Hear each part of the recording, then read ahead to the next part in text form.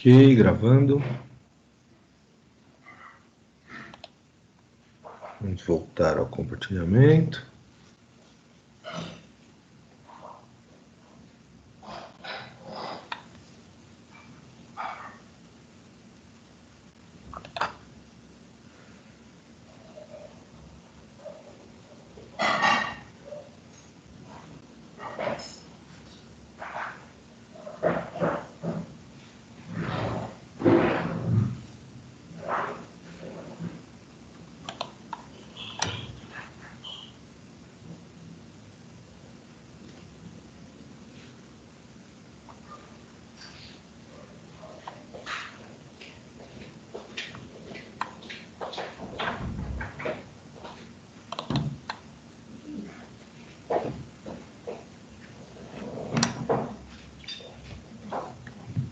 Ok, voltou na tela, né? Tá no slide? Sim, professor. Beleza. Bom, então, falamos bastante aí sobre emergências químicas e incêndios, em riscos da fumaça, né? Que a fumaça ela é quente, tóxica, móvel, opaca, né? Então, ela tem os seus riscos aí e gases tóxicos também, vapores tóxicos, né? E aí a gente tem que falar um pouquinho sobre a proteção contra esses agentes, né? Lembrando que quando a gente pensa aí numa proteção respiratória para produtos químicos, muitas pessoas se esquecem aí também dos fumos e das poeiras, ok? Esses fumos e poeiras podem transportar aí alguns produtos perigosos à saúde, tá? Por exemplo, um funcionário que está trabalhando no telhado de uma empresa, né, no forro ali, e aquele forro possui ninho de pombos, né? Então, sabemos que as fezes dos pombos aí, transportada pela poeira, né, pode trazer algumas doenças respiratórias. A mesma coisa as fezes de morcegos, né? Ou então poeiras contaminadas aí com outros tipos de fungos e bactérias, tá? Fumos aí provenientes de trabalhos a quente, como soldas, e a gente tem que saber se proteger contra isso. Então, essas proteções respiratórias, elas são, né, empregadas tanto no nosso dia a dia, né, na rotina laboral dos funcionários, quanto na escolha de equipamentos para atendimento a emergências. Tá ok? Então, é o nosso escopo de hoje aí. Bom, o que, né, já pelo tempo de curso que vocês já carregam, né? Acredito que em algum momento já ouviram falar de proteção respiratória, ok? Então, hoje não acredito que não seja nenhuma novidade aí para os senhores, mas é um reforço aí, e depois a gente vai entrar numa parte mais específica que seria o equipamento de proteção respiratória por pressão positiva, tá? Que a maioria das ocorrências e a maioria das emergências serão esses tipos de equipamentos que nós utilizaremos. Bom, então o que é proteção respiratória, né? São medidas adotadas, né, como barreira de proteção, né? Então essa barreira de proteção ela pode ser aí por membranas, filtros, né, algumas mucosas ou equipamentos mais sofisticados, mais elaborados. A proteção respiratória para o mundo laboral, né, para os nossos trabalhadores, então ela parte ali do programa de proteção respiratória da Fundacentro, ok? Então, provavelmente já tiveram acesso a esse programa, e se não tiveram, eu envio ele no grupo para os senhores. Então, vocês já conhecem o PPR da Fundacentro? Já sim, professor. Esse livro é top. Maravilha.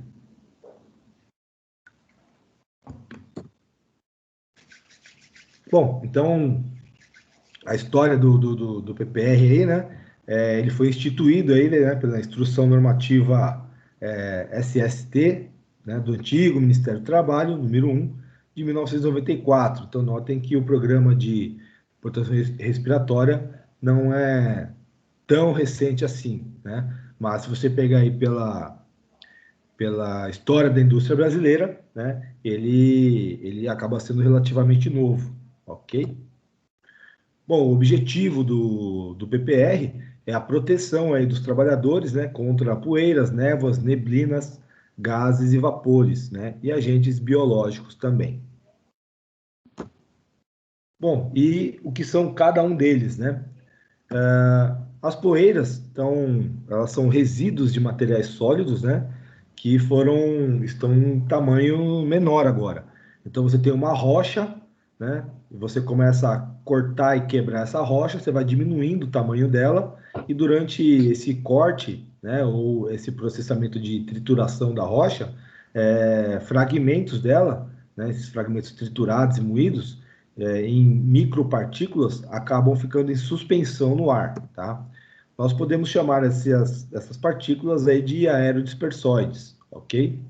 Então, quanto mais tempo uma partícula consegue permanecer suspensa no ar, tá? Automaticamente menor ela é.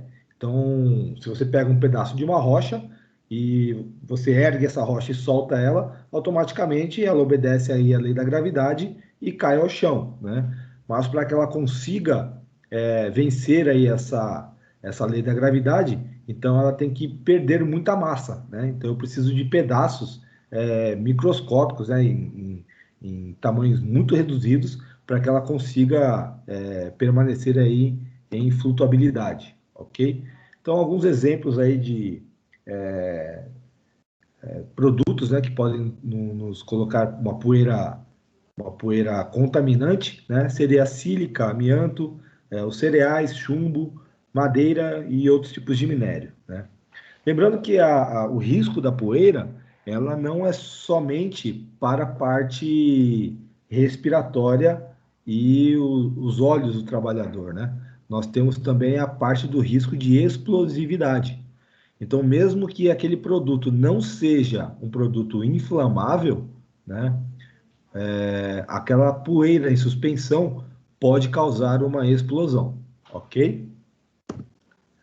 Bom, as névoas, né, elas também são um tipo de produto que ele era um produto de massa maior e que agora foi fragmentado, né? Assim como as poeiras são resíduos de materiais sólidos, as névoas são resíduos, né, de materiais no estado líquido, ok? Então são partículas atomizadas, pulverizadas ou remexidas, tá? Então, quem pode gerar ali uma névoa para a gente? Pinturas em spray, detetização ou nebulização ali de produtos na lavoura, né? Ou então, por exemplo, impermeabilização de tecidos, né? Então, você contrata um profissional para impermeabilizar o sofá da sua casa, por exemplo. Então, a primeira coisa que ele vai recomendar para o morador da residência é que durante o serviço e mesmo após o término dele, depois de um certo tempo, né, que nenhuma fonte de ignição seja acionada. Então, fogão, isqueiro, fósforos, né, então, fontes de ignição não devem ser utilizadas durante aquele serviço, tá? Eu atendi uma ocorrência ali próximo das juntas provisórias, né, em que um apartamento ele explodiu, né? E qual foi a causa da explosão? Dois trabalhadores impermeabilizando o sofá, né? E a dona do apartamento foi preparar o almoço das crianças. Quando ela acionou o fogão, houve a explosão, tá? Obviamente eles se machucaram, mas graças a Deus foram lesões mínimas, né? Poderia ter sido pior ali, tá?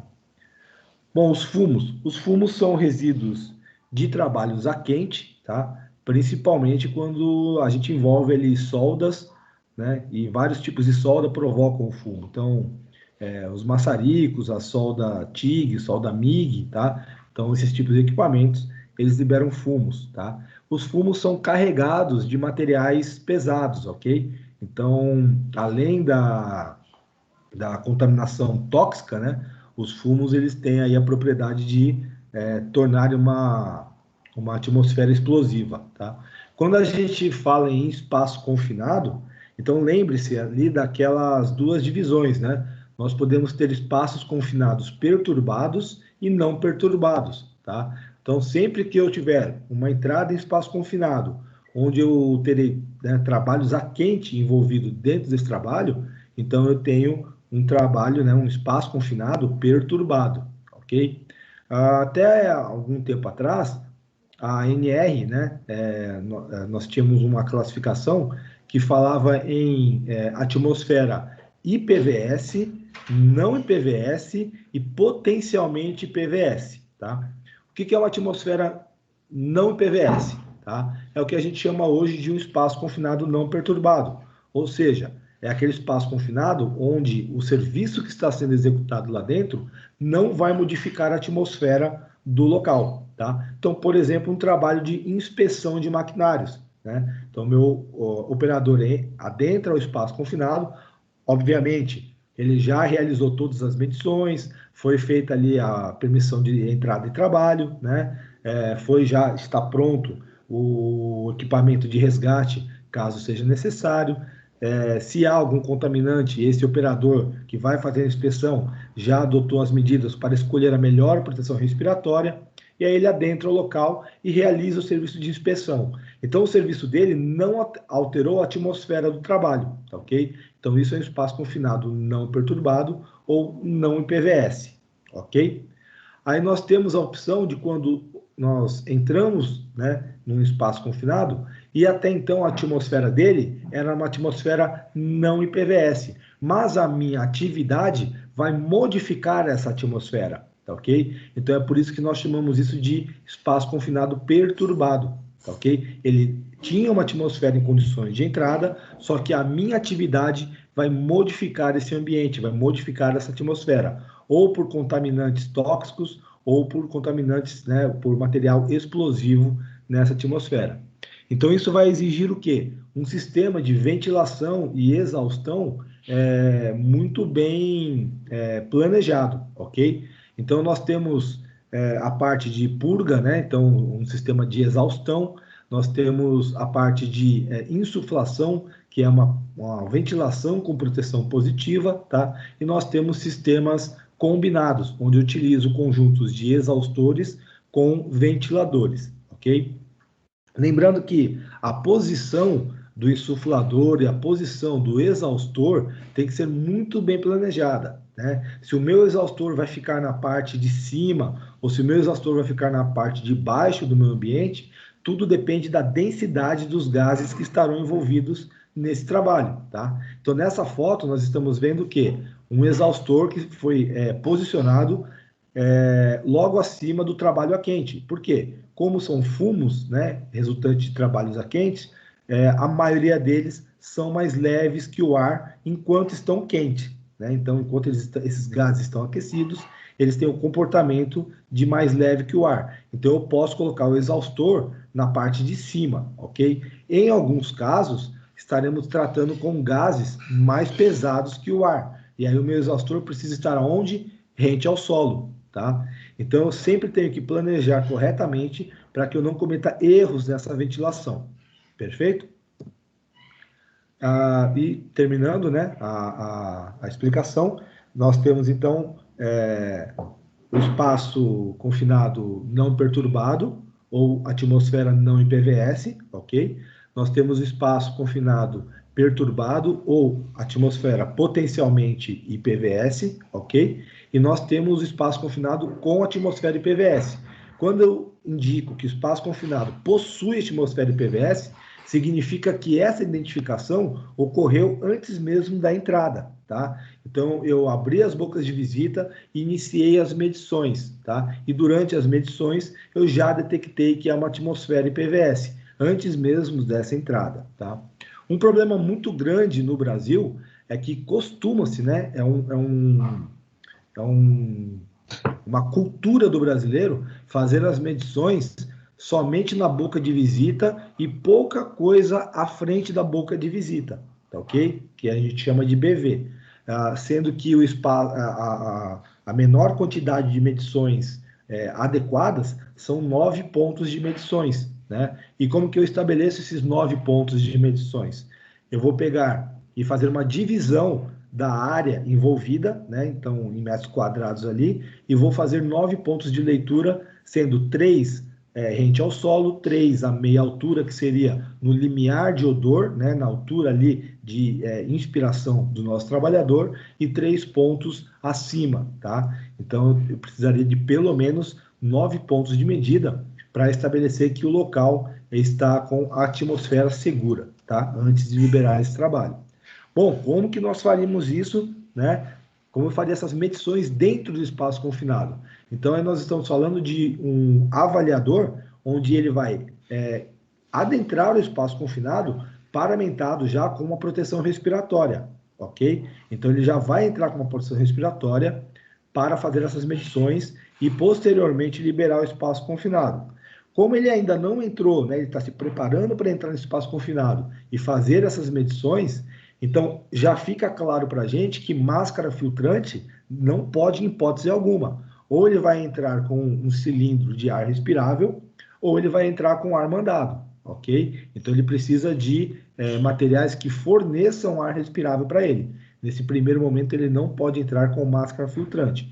Por quê? Porque se a quantidade de oxigênio for abaixo de 19,5, tá? Ele pode ser vitimado por essa atmosfera. Ok?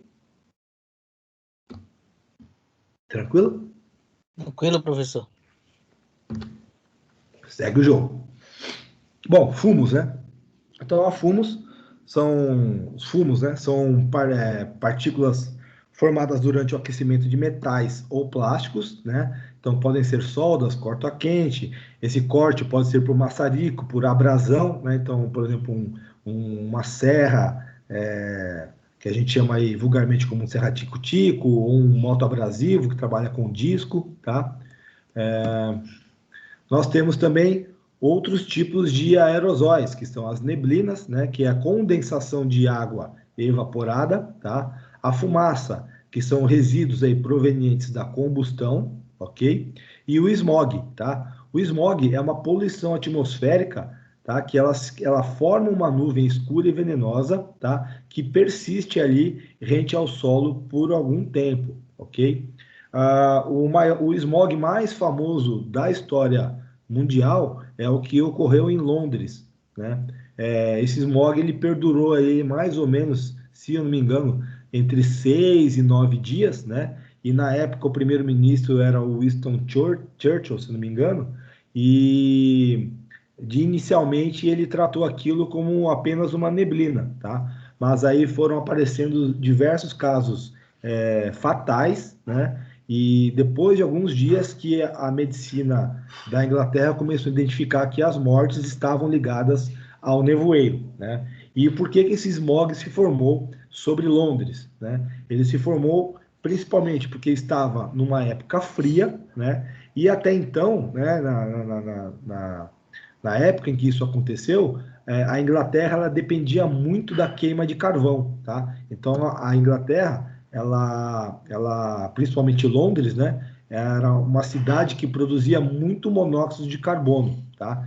Então essa queima aí de materiais com carbono foi o principal vilão. Essa fumaça, ela estava carregada, além do monóxido de carbono, né, de dióxido de enxofre, que é o SO2, tá? E o trióxido de enxofre, SO3, beleza? Eles se combinam ali com o vapor de água, formam essa neblina, né? E isso acaba trazendo vapores de ácido sulfúrico. Então, as pessoas estavam inalando vapores de ácido sulfúrico mais o monóxido de carbono, ok? Vapores. Bom, os vapores são formados aí a partir da evaporação de líquidos, né? Mas alguns vapores podem ser provenientes de sólidos. Então, existem sólidos que têm a capacidade, né, ou dependendo da temperatura que ele foi submetido, que ele vai passar diretamente do estado sólido para o estado gasoso, tá? A isso nós chamamos de sublimação, ok? Bom, alguns gases também. E os gases são produtos que em CNTP já são gases, né? Então, relembrando, CNTP, condições normais de temperatura e pressão, tá? Então, são substâncias que normalmente já são gasosas, né? Então, nós estamos respirando aqui, enquanto assistimos a nossa aula, né? Esse ar atmosférico que estamos respirando possui ali uma porcentagem de oxigênio, nitrogênio, argônio e outros gases, tá? A composição exata do ar atmosférico, então, que estamos respirando, é parecido com isso, tá? Então, pode ver que na esquerda, né, na imagem da esquerda, nós temos ali 78% de nitrogênio, 21% de oxigênio e 1% de outros gases, tá? Mas esse tipo de informação é para o público leigo, perfeito? Nós que estamos aqui na área técnica, então nós temos uma tabela mais detalhada da composição do ar atmosférico, onde nós temos nitrogênio 78,08, o oxigênio é 20,94, tá? Com uma característica aí. Quando vocês forem utilizar equipamentos de monitoramento atmosférico, tá? Alguns equipamentos, eles vão acusar para vocês, né, oxigênio em 20,9, tá? Mas quando você pegar um equipamento como o MSA, né, da marca MSA, por exemplo, quando você fizer as medições, ele vai trazer para você 20,8, tá? Então, isso é uma característica do equipamento ali. Ele vai mostrar para vocês 20,8, tá ok? Então, ele vai roubar um pouco, ele vai roubar 0,1% aí desse oxigênio, tá? Então, é a medição que ele vai mostrar na tela para você. Não é porque você perdeu já 0,1, tá? Isso, o 20,8 já é uma característica do equipamento, né? Nós temos aí quase 1% de argônio, né? Então 0,93. O dióxido de carbono é um gás que já está no nosso próprio ar atmosférico, né? Em muito pequena quantidade, mas ele já está. Você encontra uma porcentagem maior do dióxido de carbono, por exemplo, na expiração dos seres vivos, né? Então, nós, seres humanos, por exemplo, nós inspiramos esse ar atmosférico, que tem 20,9 de oxigênio. Quando você expira, você está devolvendo entre 17% e 16% de oxigênio, tá? Então, esse ar que eu estou exalando, né, ele tem uma quantidade de gás carbônico muito maior, perfeito? Temos também o neônio, o hélio, tá? O ozônio, o hidrogênio e outros gases, né? Como criptônio, xenônio e metano, mas é tão baixa a indicação dele, né? A medição dele, que ele acaba não aparecendo nas tabelas. Bom, uma coisa aqui a gente já consegue estabelecer também. Quando a gente fala em inertização de espaços confinados, ok? Nós temos 3 tipos de gases que são utilizados na inertização. Nós temos o nitrogênio, o argônio e o dióxido de carbono, certo? Bom, baseado, né, em que alguns processos de extração desses gases, né, eles partem da própria captação do ar atmosférico, filtragem desse ar e separação desses componentes, né? Então, obviamente, o nitrogênio é um gás muito mais barato de se conseguir, tá? Porque, olha só, na nossa atmosfera, ele tem ali quase 80% da composição no ar atmosférico. Então, é muito barato a produção do nitrogênio, né? A captação desse gás. Já se eu precisar utilizar argônio, então, olha só a diferença de porcentagem no ar atmosférico. Então, por isso que o preço do argônio é muito mais caro, certo? O que acontece aí? Quando a gente fala em inertização, nós temos que pensar na seguinte situação, tá? Você pode inertizar o seu espaço confinado com nitrogênio, argônio ou dióxido de carbono. Beleza, são práticas comuns no mercado. Mas sempre que você tiver uma atmosfera explosiva, ok? Então, não esqueçam essa informação, galera. Sempre que vocês tiverem uma atmosfera explosiva, nunca façam a inertização com dióxido de carbono, ok? Mas, professor, o dióxido de carbono não é um gás que é utilizado nos extintores de incêndio? Sim, é. Mas por que eu não posso utilizar, então, o dióxido de carbono para inertizar uma atmosfera que é explosiva? Pelo simples motivo. Todo gás pressurizado, quando você despressuriza ele, né? Então, eu tenho um cilindro e tem um gás pressurizado ali dentro. Quando eu faço a expulsão desse gás para a atmosfera, ele tem um efeito de congelamento. Então ele vai esfriar. Isso é normal, ok?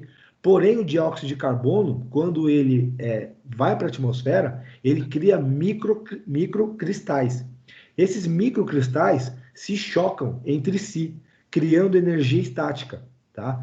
Então, pode ser que durante a inertização de um espaço confinado com dióxido de carbono, a própria descarga do gás provoque uma explosão no local, por conta dessa energia estática. Tá? Na parte de emergências químicas, nós já temos o histórico aqui no Brasil de 2 técnicos químicos que morreram durante a inertização de caminhões que transportavam combustível, porque eles foram utilizar extintores, tá, de dióxido de carbono no lugar de nitrogênio ou argônio. Ok? Entendido essa parte?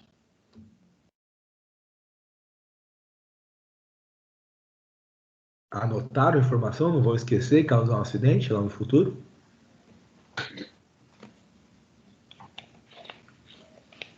Certo.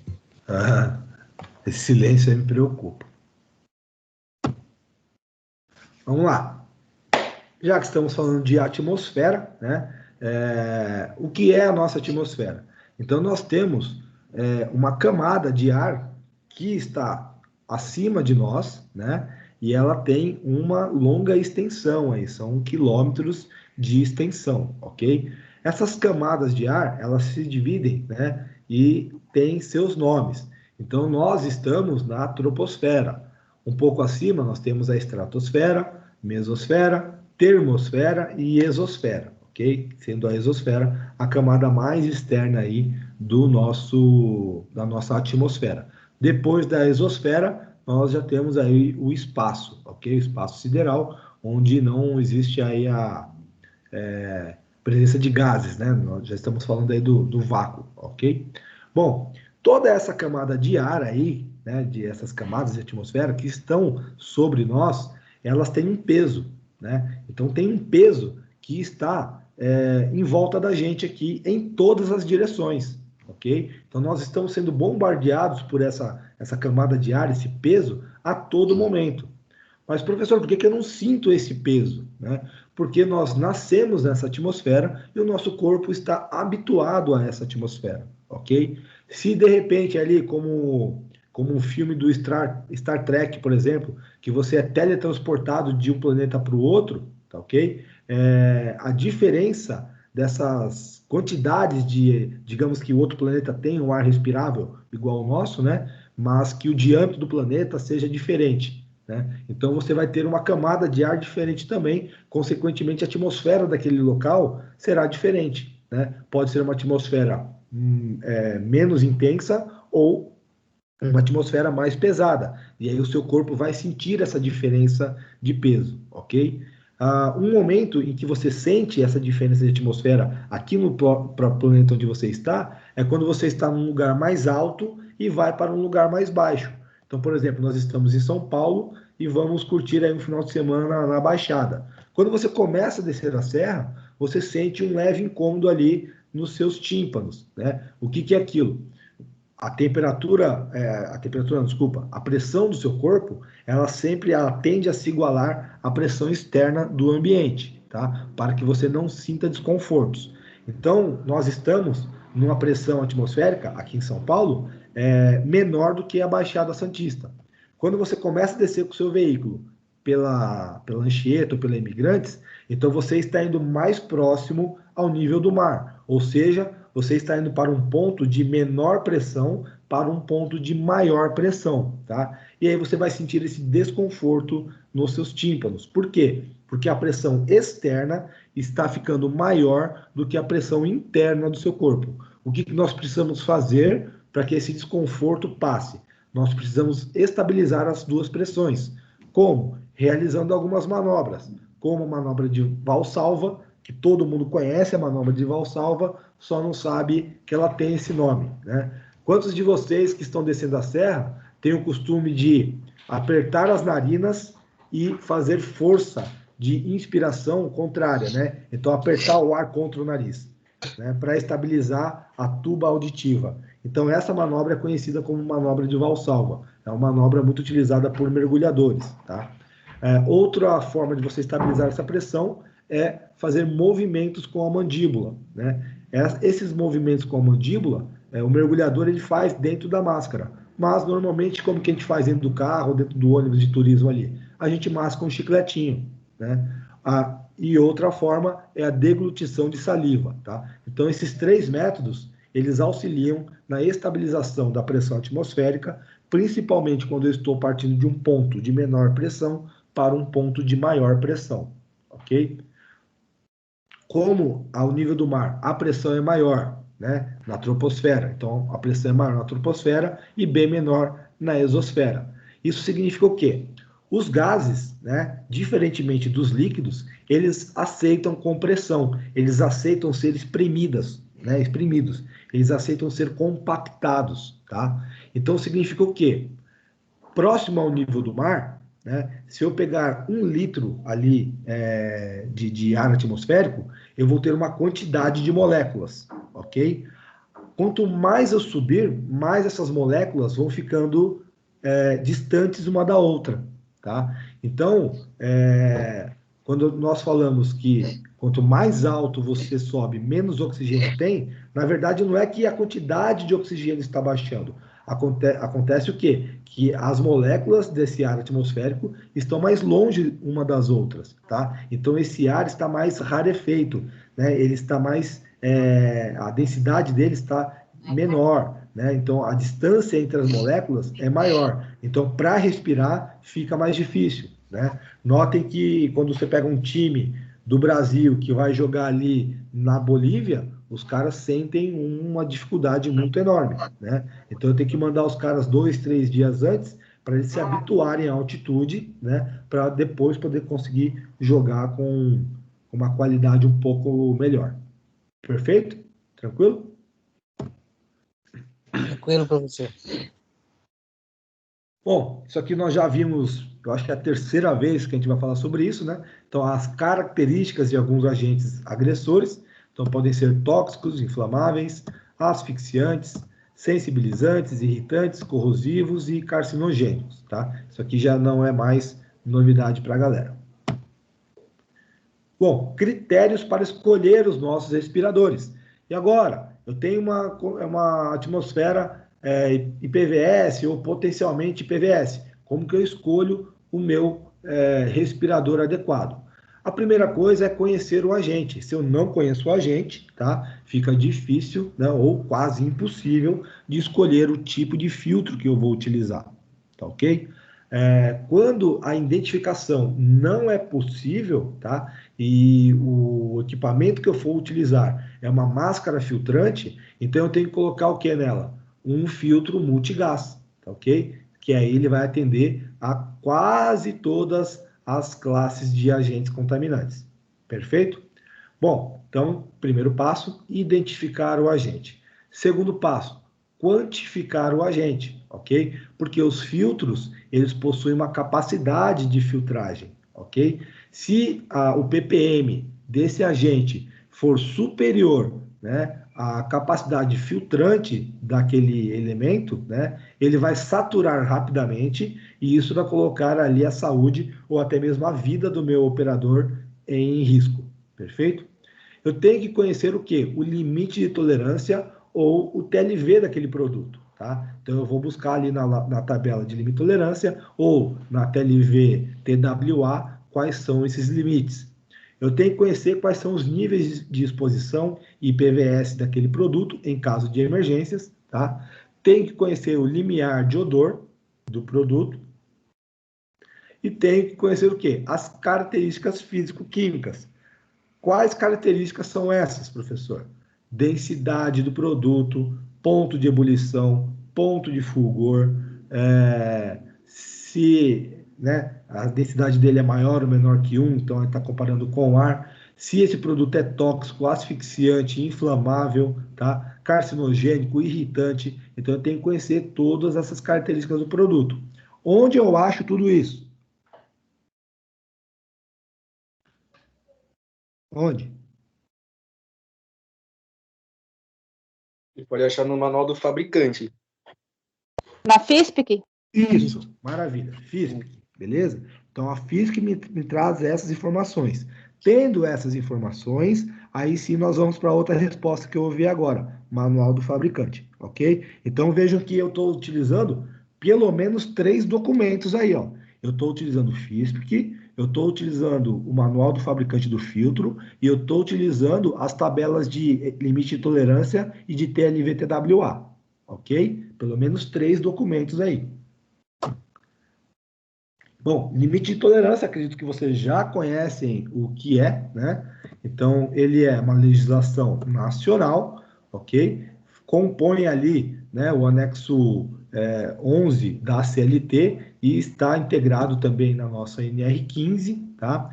E ele tem ali quantidades, né, para agentes químicos e biológicos para uma jornada de trabalho de 48 horas por semana, né? E turnos de trabalho de 8 horas, ok? Para jornadas que excedam essas 48 horas, né? Nós temos um dispositivo lá na CLT, que seria o artigo 60, ok?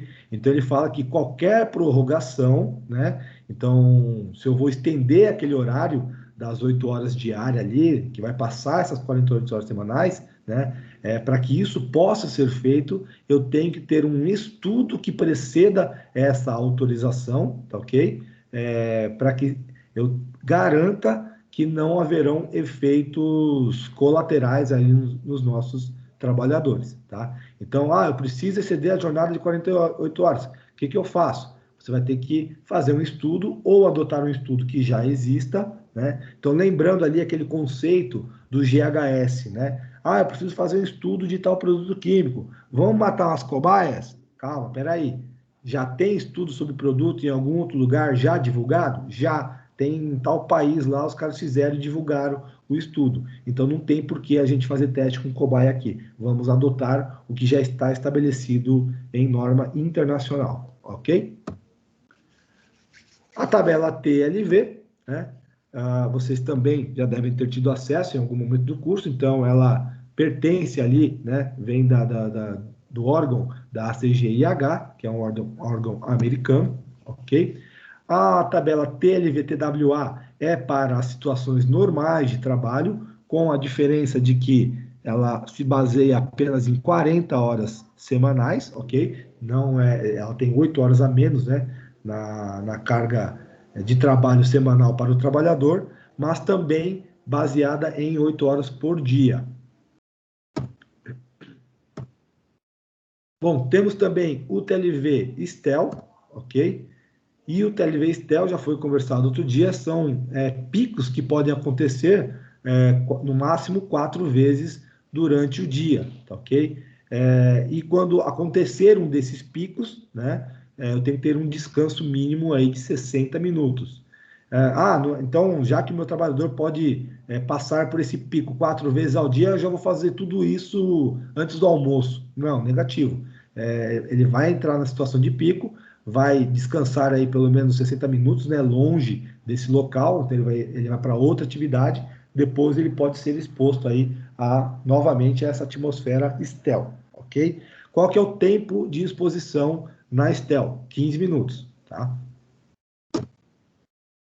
Bom, e PVS, então conversamos um pouquinho, né, já hoje um pouquinho sobre PVS, então são atmosferas, né, que oferecem risco imediato para a vida e saúde.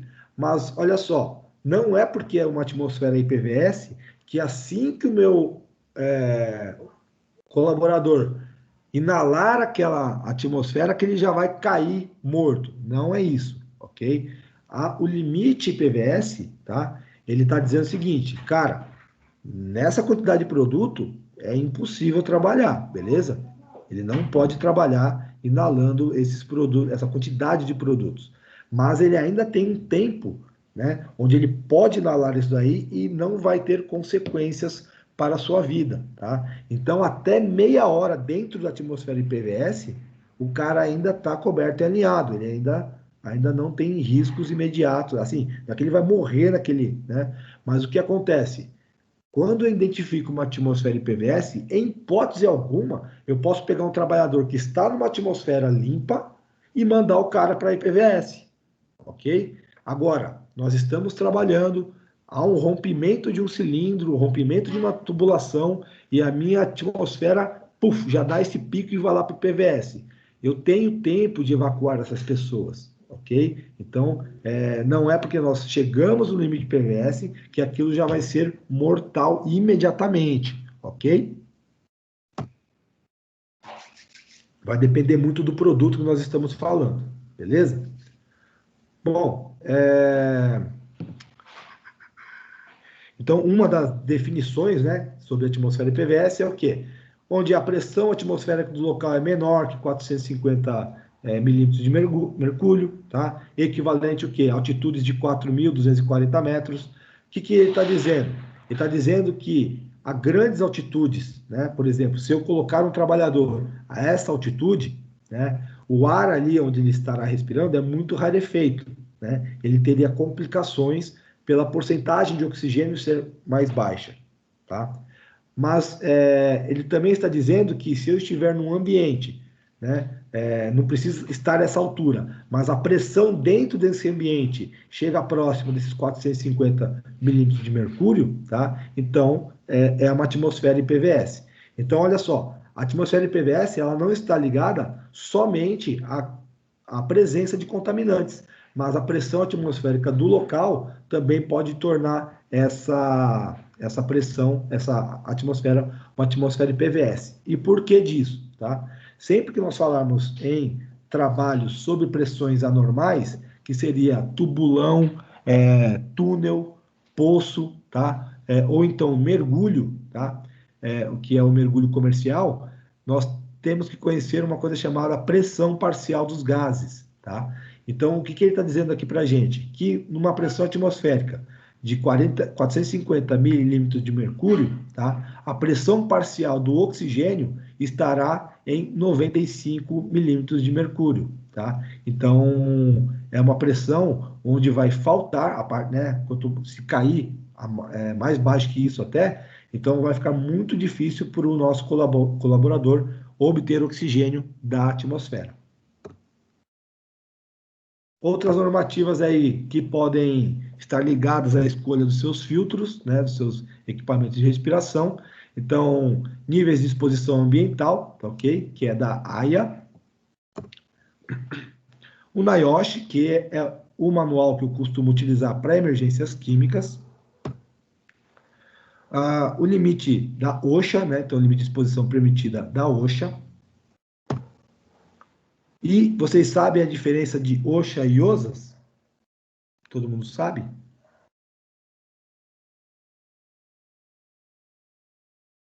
Quem não sabe a diferença de OSHA e OSAS? Não, professor. Não sabe? Então, beleza. Já é o trabalhinho de amanhã, tá? Então, amanhã a primeira coisa que eu vou perguntar, qual a diferença de OSHA e OSAS? Fechou? Beleza. Fechou. Bom, então aqui, né, se vocês forem buscar por esses manuais impressos ou em PDF, tá aqui a carinha dele para vocês, né? O TLV, a CGIH já tem o manual 21, eu vou ver se eu acho ele aqui e mando para vocês, se vocês não tiverem, tá? O NIOSH eu já mandei, o da Biquim, né, já mostrei onde obter ali o aplicativo, né? Agora, o da AIA e o da OSHA eu não tenho aqui, ok? Eles estão em inglês, né, professor? A maioria, viu? Bom, Complicado. Professor, opa, talvez o da OSHA para OSA, uma não serve, tipo, praticamente só para avaliar, se traduzindo ela do inglês, né? Não vou falar ela em inglês. Uma serve só para fazer avaliação e outra se administra, no caso da OSHA. na verdade, eu não vou dar o pulo do gato, né? Mas na verdade, uma seria mais um órgão e outro uma normativa, tá? Isso, Mas amanhã vocês me dão essa resposta aí, beleza. beleza? Tirar vocês da zona de conforto. Bom, galera, uma coisa aí para a gente utilizar muito, né, em monitoramento de atmosferas e escolha ali de respiradores, né, e determinar se eu vou me preocupar primeiro com a toxicidade de um gás ou a inflamabilidade dele, é uma coisa que nós chamamos de tia dos gases, ok? A tia dos gases não é a irmã da mãe, beleza? A tia é o seguinte: toxicidade, inflamabilidade e asfixiantes, né? Nesta ordem, tá? Eu primeiro preciso definir se um gás é tóxico ou não, depois se ele é inflamável ou não, e por último se ele é asfixiante, ok? Então nós temos alguns exemplos aqui, comparando essas tabelas, né? Essas informações nas tabelas da ACGIH e da NR15 e os seus limites aí, PVS e limites fatais, tá? Então olha só. Vamos pegar o monóxido de carbono. O monóxido de carbono, a sigla dele, né, o símbolo dele é o CO. Ok. Notem que na mesma tabela nós temos o monóxido de carbono e um pouquinho mais lá embaixo, ó, dióxido de carbono, que é o CO2. Né? Aparentemente, são parecidos. CO e CO2 não tem tanta diferença, né? Mas olhem os seus valores, né? Então, olha a diferença ali, por exemplo, dos limites de tolerância, tá? Vocês vão ver que são valores bem diferentes, né? Os valores médios de absorção, níveis de PVS, tá ok? Então, são valores muito diferentes, tá? Porque as características deles também são diferentes. Maravilha. Vamos lá. Vamos pegar o monóxido de carbono, que é o nosso primeiro gás, como exemplo. Se nós olharmos na tabela da ACGIH, tá? Então, a primeira informação é o nosso limite STEL, limite de pico de exposição por 15 minutos, tá? Com 60 minutos de intervalo. Legal. Qual que é esse pico de exposição? 125. 125 o quê? ppm, ok? Então, toda essa tabela aqui na parte azul está em ppm, tá ok? Na parte laranja está em porcentagem de volume misturado ao ar atmosférico, tá? Então, voltando aqui na parte azul em ppm. Bom, tabela TWA, 25 ppm de monóxido de carbono. Na NR15, né, no nosso limite de tolerância, ele diz o que sobre limite de tolerância? 39 ppm. Então, olha só, o nosso limite de tolerância é 39. Por quê? Porque a nossa tabela é baseada em 48 horas semanais. Já o TWA, 25. Por quê? 40 horas semanais.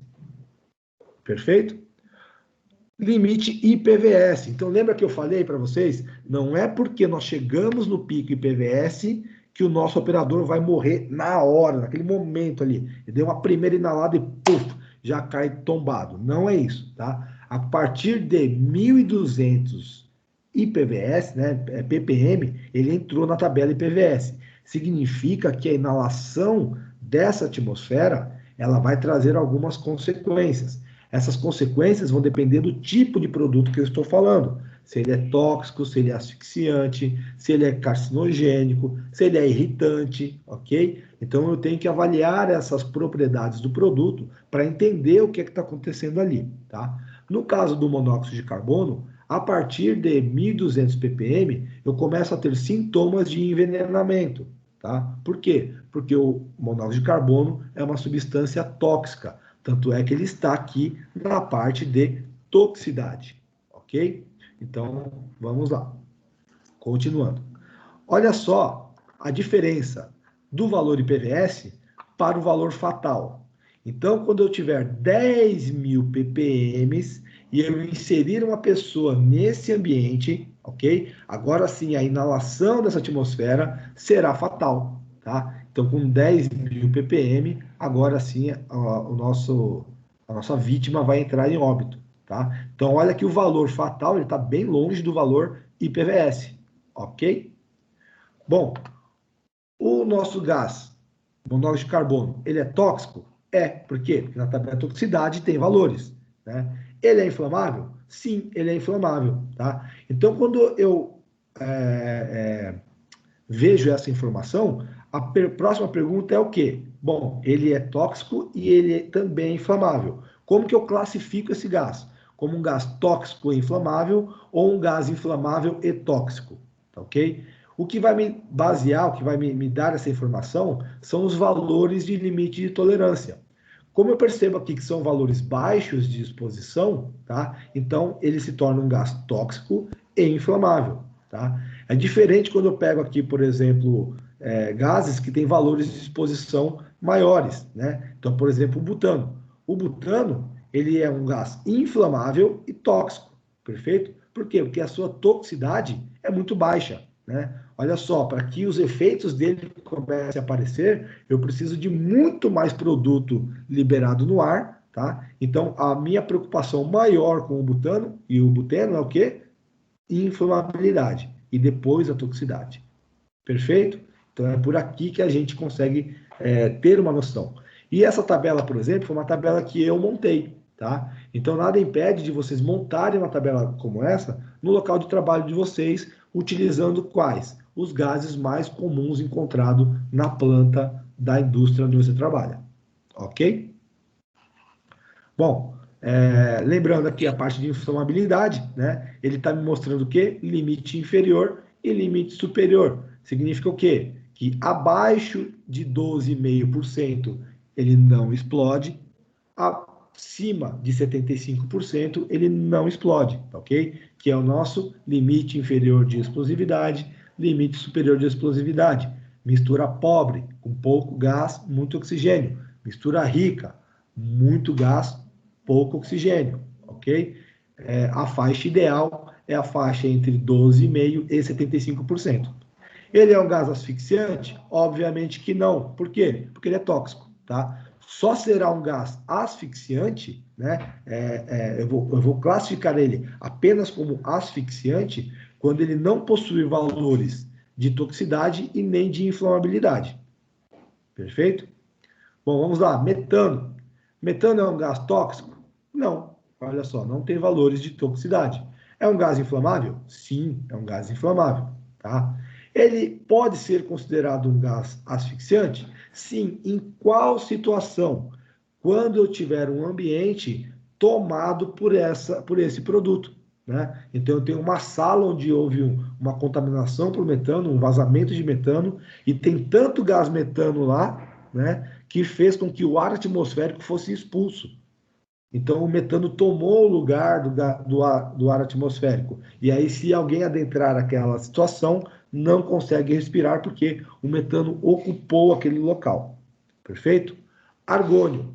Argônio é um gás inerte, tá? E por que a gente chama de inerte? Porque ele não é nem tóxico e nem inflamável. E agora ele tem uma característica de ser apenas asfixiante, ok? Então, os gases inertes, eles têm aí a classificação como gases asfixiantes. Então, lembrando, quem que é o inerte? É o cara que não é tóxico e não é inflamável. Então, a classificação dele é pura e simplesmente asfixiante. Perfeito? Por isso que o argônio é utilizado em inertização de espaços confinados. Tá? Amônia. Amônia é um gás muito utilizado na nossa indústria, tá, ok? E ele possui valores ali relativamente baixos, tá? E olha o seu nível fatal, comparando com o monóxido de carbono, né? É um gás que ele mata com muita facilidade, né? A ppm dele no ar para chegar ao nível de óbito, né, é bem mais baixo que o monóxido de carbono. Gás sulfídrico, onde nós encontramos gás sulfídrico? Na decomposição de matérias orgânicas, ok? Então, sempre que tiver matéria orgânica em decomposição, nós teremos ali a presença de gás sulfídrico. Onde, no meu campo de trabalho, eu poderia ter a presença de gás sulfídrico? Galerias de esgoto, espaço confinado onde animais costumam entrar e podem morrer lá dentro, né? Então, por exemplo, uma cabine primária, que ela fica no subterrâneo, né? E muitos ratos, tem morcego que entra lá dentro e acaba não conseguindo sair, morre e vai acumulando aquela matéria orgânica, ela entra em decomposição e libera o gás sulfídrico, tá? Esgoto, tá? Então, já falei esgoto até, foi o primeiro exemplo, né? Vamos a um outro exemplo. Há mais ou menos acho que menos de 5 anos, não faz isso, tá? num dos portos do Brasil, mais ao nordeste, tá? Foram encontrados 2 trabalhadores mortos no porão de um navio, né? E ficou um mistério. Pô, por que esses caras morreram, né? Qual que era a carga do navio? Madeira. O navio estava transportando madeira. Aí você fala, pô, o cara desceu para verificar uma carga de madeira e morreu? O que tinha lá? Gás sulfídrico, tá? Madeira, matéria orgânica, ela estava molhada, entrou em decomposição e gerou uma quantidade de gás sulfídrico suficiente para matar esses trabalhadores, ok? Então, o sulfídrico, lembre-se, ele tem um alto índice de presença aí em locais confinados, tá? Onde mais eu posso achar o sulfídrico? Construção civil, escavação de fundações, valas, poços, túneis, ok? Eu posso encontrar a presença de gás sulfídrico. Por quê? Porque pode ter matéria orgânica em decomposição ali, um animal enterrado, né? Então, ele pode contaminar aquela área ali, ok? Cloro, notem que o cloro é um gás altamente tóxico, perfeito? Tanto é que a fatalidade dele, olha só, 293 ppm só, tá? Então, é um gás que mata com muita facilidade, perfeito? Acetileno não tem toxicidade, ele é apenas inflamável. No mesmo exemplo do metano, se ele vazar em grande quantidade num ambiente fechado, ele pode te matar por asfixia, tá? Onde nós utilizamos acetileno? Maçaricos, tá? Sempre que eu tivesse aquele cilindro Bordeaux, então eu vou olhar o cara transportando um carrinho, ele está empurrando esse carrinho com 2 cilindros. Um cilindro é Bordeaux e o outro é preto, tá? Que gases são esses? O Bordeaux é o acetileno, o cilindro preto, oxigênio industrial, tá? Quando falarmos de oxigênio medicinal, o cilindro vai ser verde, tá bom? Então tem a diferença de cor dos cilindros ali. O acetileno, tá? Para a parte de emergências de incêndio, ele tem uma característica diferente de outros cilindros, tá? O acetileno, quando eu pego um cilindro que ele armazena gás pressurizado, tá? Normalmente esse cilindro, ele é oco por dentro. Por quê? Porque eu vou colocar gás lá dentro, tá? Então ele é oco, é um cilindro, tem um registro, eu começo a mandar o gás lá para dentro, pressurizo, até chegar na pressão que eu quero. Maravilha, tá? E esse gás que está lá dentro, essas moléculas que estão lá dentro, elas estão livres, elas ficam viajando dentro do cilindro lá, né? Então a molécula, ela tem tem liberdade para se movimentar. No cilindro de acetileno, eu não posso deixar isso acontecer. Então, dentro do cilindro de acetileno, tem uma massa porosa lá dentro, tá? É como se fosse uma colmeia de abelha. É como quando você corta um cilindro de acetileno e abre ele, dá a impressão, para quem conhece, né? Tem umas pedras para você lixar o pé, para quem tem calo, né? Que a pessoa utiliza embaixo do banho lá. Parece uma pedra porosa, tá? Qual que é a finalidade dessa pedra porosa? Não deixar que as moléculas de acetileno fiquem se chocando uma com as outras, tá? Porque elas são muito instáveis. Se elas ficarem se chocando umas com as outras, né? Elas vão entrar em decomposição, vão gerar aquecimento dentro do cilindro e uma possível explosão, tá? Tanto é que quando um cilindro desse cai, bate, sofre uma avaria, você tem que ficar resfriando o cilindro de acetileno durante 24 horas para evitar que ele entre em decomposição e gere uma explosão. Beleza?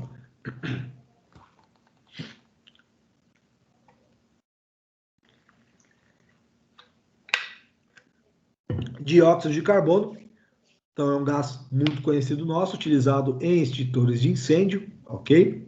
É um gás, né, que nós utilizamos para fazer o abafamento do fogo, né? Então isso leva as pessoas a confundirem, acharem que o dióxido de carbono é apenas asfixiante. Não, ele tem propriedades tóxicas também. Só que a toxicidade dele é muito baixa, ok? Para ele começar a te trazer algum desconforto, eu preciso de pelo menos 40.000 ppm na atmosfera. Olha aqui no limite PVS dele, tá?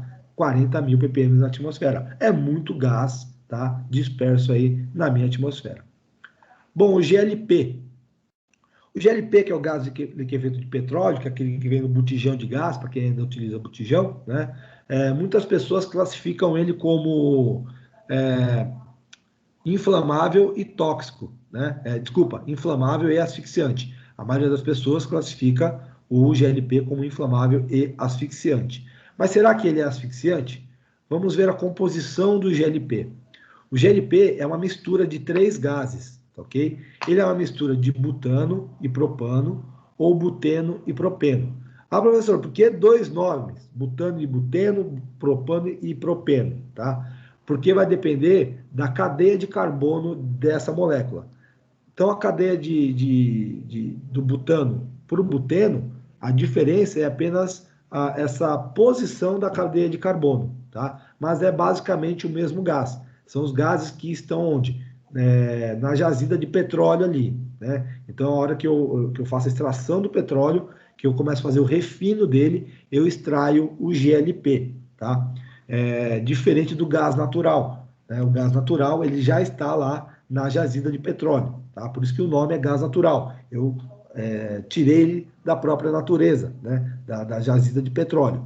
O GLP eu vou ter que refinar esse gás. Então eu pego o petróleo, aqueço, passo lá na minha torre de destilação e lá no topo da torre eu vou extrair o GLP. Ele pode ser butano e propano ou buteno e propeno, ok? Então o GLP ele é uma mistura desses 2 gases, ok? Butano e propano ou buteno e propeno.